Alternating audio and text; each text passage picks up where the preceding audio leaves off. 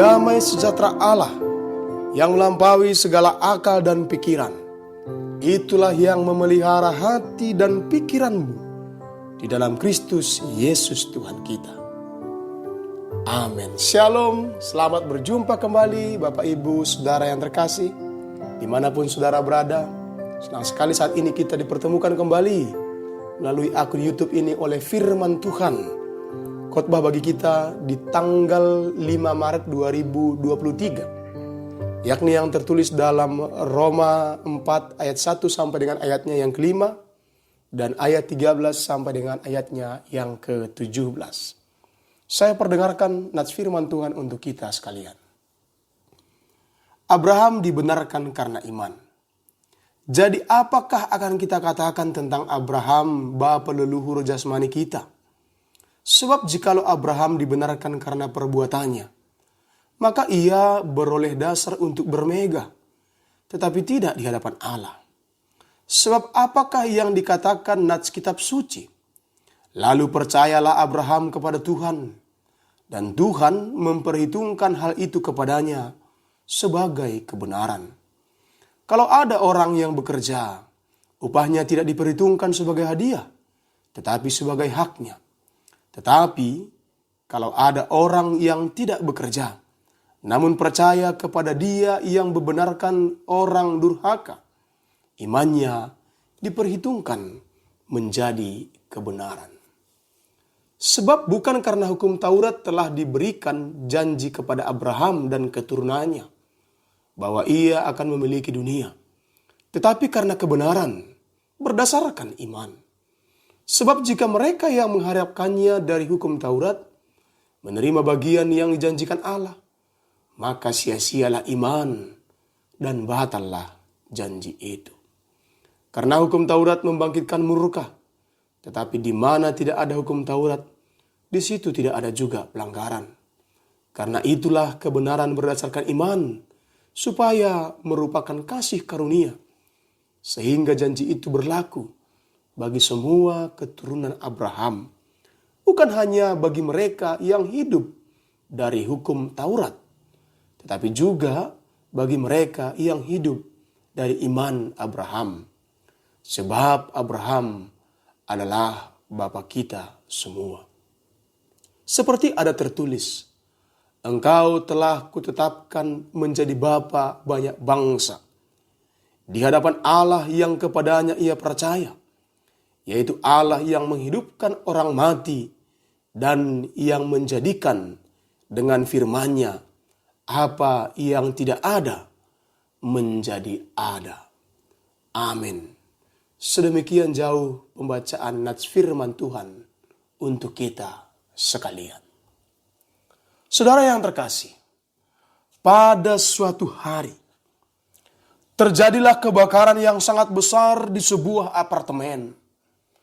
Sebuah gedung yang tinggi dan besar. Semua orang kelihatannya telah dievakuasi dari gedung yang tinggi tersebut.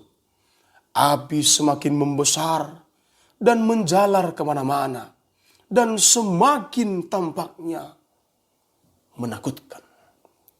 Petugas pemadaman kebakaran berjuang untuk memadamkan api yang kian membara.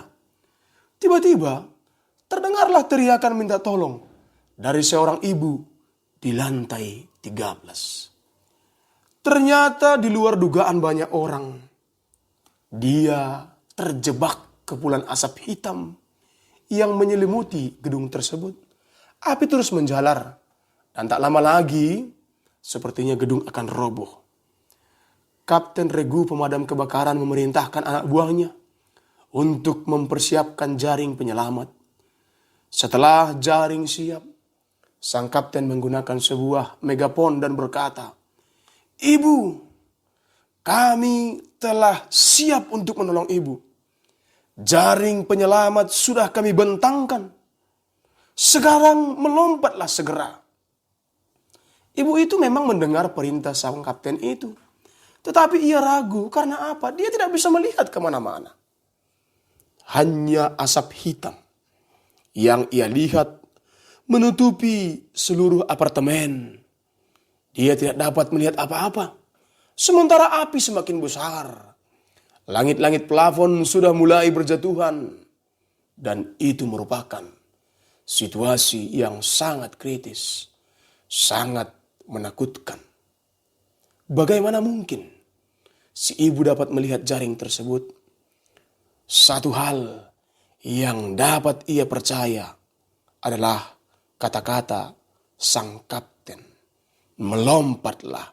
Dan akhirnya tanpa berpikir panjang, tanpa melihat ke kiri dan ke kanan, ke atas maupun ke bawah, si ibu itu mengambil keputusan untuk melompat dari gedung lantai 13 yang sangat tinggi itu. Sebagaimana yang diperintahkan sang kapten. Akhirnya, puji Tuhan, haleluya, dia selamat. Selamat karena percaya. Selamat karena iman. Selamat karena apa yang dia yakini tanpa harus dia lihat, tanpa harus dia pegang, tanpa harus dia rasakan sendiri sebelum ia melakukan. Saudara yang terkasih, selamat karena iman. Itulah yang menjadi tema kita di hari yang berbahagia ini. Melalui firman Tuhan ini, melalui kisah Abraham dalam nats firman Tuhan ini. Bagi kita barangkali yang kurang mengetahui seberapa pentingkah tokoh Abraham dalam keagamaan orang Yahudi, mungkin merasa agak heran. Mengapa Paulus perlu menyebutkan nama Abraham dalam konteks firman Tuhan ini?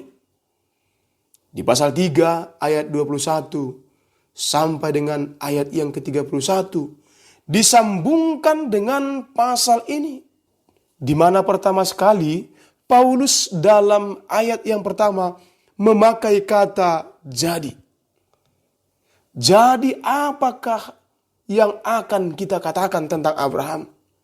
Paulus mau menyatakan bahwa Abraham pun dibenarkan juga oleh karena iman. Bukan karena perbuatan. Bukan semata-mata karena ketaatan. Mengapa harus Abraham? Perlu kita ketahui bahwa dalam pemikiran orang Yahudi, Abraham adalah seorang tokoh yang dianggap sebagai simbol ketaatan yang sempurna. Abraham adalah orang yang dibenarkan Allah karena ia tulus sekaligus lulus dalam ujian-ujian iman, melakukan Taurat dengan cara yang istimewa, sehingga ia diberikan janji sebagai orang yang diberkati, sekaligus menjadi berkat bagi semua bangsa. Abraham juga adalah seorang yang bisa dikatakan sempurna. Imannya adalah iman yang sempurna di mata orang Yahudi. Maka bersama Allah dan bersama dengan Allah, ia berkenan melalui kebenaran sepanjang hidupnya. Orang Yahudi berpendapat bahwa kebenaran Abraham diperoleh secara sinergis. Apa yang dimaksud dengan secara sinergis? Di mana pendapat orang Yahudi, keselamatan Abraham adalah anugerah Allah dan sekaligus sebagai usaha manusia. Itulah yang disebut dengan kebenaran sinergis, keselamatan yang diperoleh secara sinergis. Dan inilah yang dikritisi oleh seorang Paulus dalam nats firman Tuhan ini. Paulus tetap konsisten bahwa dasar pembenaran Abraham ialah semata karena iman. Semata karena iman. Sebagaimana yang diungkapkan dalam ayat yang ketiga Sekaligus diungkapkan juga dalam Keluaran 15 ayatnya yang ke-16. Lalu percayalah Abram kepada Tuhan, maka Tuhan memperhitungkan hal itu kepadanya sebagai kebenaran. Itu yang dikatakan di dalam Keluaran 15 ayatnya yang ke-16.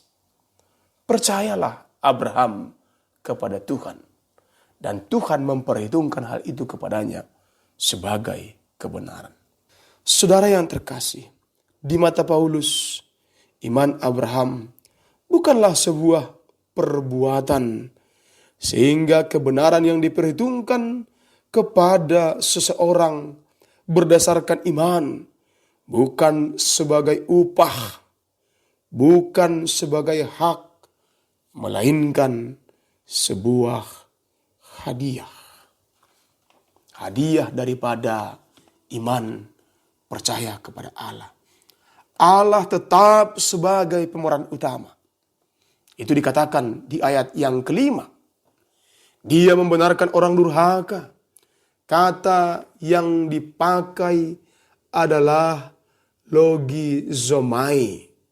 Dengan kata lain, kebenaran tidak diperoleh oleh Abraham atau tidak berada pada dirinya secara natural, tetapi logizomai diperhitungkan oleh Allah. Imannya diperhitungkan menjadi kebenaran. Tentulah orang yang menerima pembenaran semacam ini sangatlah berbahagia. Saudara yang terkasih, apabila kita dalam posisi benar, kita dibenarkan, kita sangat berbahagia. Apalagi ketika kita dalam posisi yang tidak benar, kita dibenarkan. Tentulah kebahagiaan ini. Kebahagiaan dari orang yang setia, yang menerima pembenaran itu ialah ia akan memiliki dunia. Sebagaimana yang dikatakan di ayat yang ke-13. Tetapi karena kebenaran berdasarkan iman, ia akan memiliki dunia dan menjadi bapa banyak bangsa. Sebagaimana yang dikatakan di ayat yang ke-17. Engkau telah kutetapkan menjadi bapa banyak bangsa. Sekali lagi, iman Abrahamlah yang menjadi dasar merealisasikan janji itu. Di ayat yang ke-14 dikatakan, sebab jika mereka yang mengharapkannya dari hukum Taurat menerima bagian yang dijanjikan Allah, maka sia-sialah iman dan batallah janji itu. Jadi sekali lagi, keselamatan itu ialah berdasarkan iman. Bukan karena perbuatan, sebab jika karena perbuatan, maka iman menjadi sia-sia dan janji jadi batal.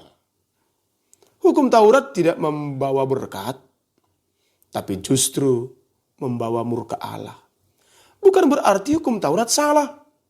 Kesalahannya ialah terletak pada kegagalan bangsa Yahudi untuk menaatinya. Saudara yang terkasih, semua pelanggaran adalah dosa. Meskipun tidak semua dosa karena pelanggaran. Tak kala peraturan sudah diberikan secara gamblang dan orang tetap melanggar, maka hal itu menuntut pertanggungjawaban yang lebih besar. Sehingga oleh iman sajalah kita mampu dibenarkan. Oleh iman, seorang ibu dalam cerita di awal tadi, ia melompatkan dirinya dan pada akhirnya ia selamat.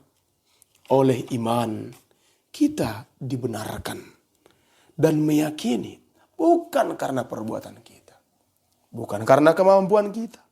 Bukan karena kebaikan kita. Tetapi kita diselamatkan. Tuhan memperhitungkan iman kita. Kepercayaan kita sebagaimana kepercayaan Abraham kepada Tuhan diperhitungkan sebagai sebuah kebenaran. Haleluya. Tuhan Yesus memberkati kita, memperhitungkan setiap iman percaya kita, sehingga kita dibenarkan, kita diselamatkan. Haleluya. Tuhan Yesus memberkati. Amin. Terima kasih ya Tuhan. Terima kasih buat firman-Mu, buat pembenaran yang datangnya daripadamu, sehingga kami dilayakkan. Iman kami Tuhan perhitungkan kepada kami sebagai sebuah kebenaran.